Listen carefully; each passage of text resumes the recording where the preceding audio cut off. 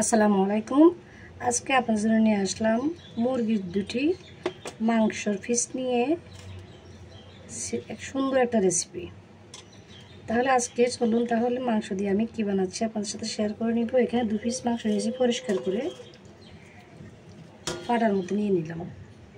এই মাংসর পিসটাকে কি করতে হবে, ভালো করে ছেঁচে নিতে হবে।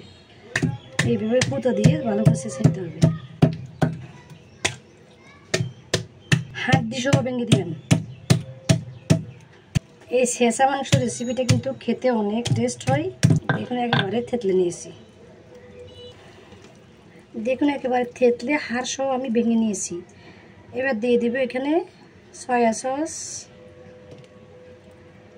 দিয়ে দিচ্ছি লবণ। সয়া সসের সাথে কিন্তু লবণ থাকে, লবণটা কম দিতে হবে। আদা রসুন পেস্ট করা, পেঁয়াজ সহ। এবার টমেটো সস, আর একটা আমি সাথে দিব স্বাদে ম্যাজিক মশলা।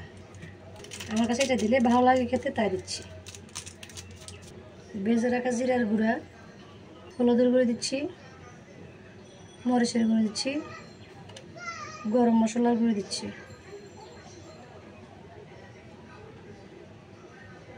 অল্প করে দিচ্ছি তন্দুরি মশলা। ভালো করে এবার মেখে নিব। চাইলে আপনারা টক দই দিতে পারেন সাথে, টক দই বাসায় থাকলে।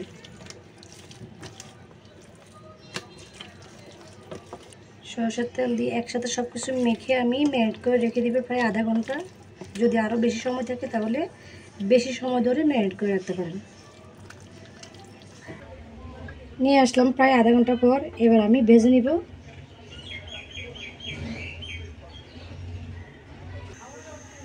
চুলায় ফ্রাই প্যান বসিয়ে দিলাম, তার মধ্যে আমি সরিষার তেল দিয়ে দিয়েছি।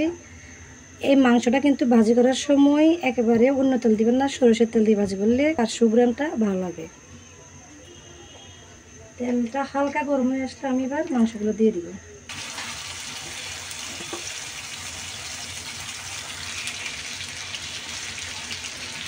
সিদ্ধ হতে হবে কিন্তু চুলাটা একেবারে কমিয়ে রাখতে হবে।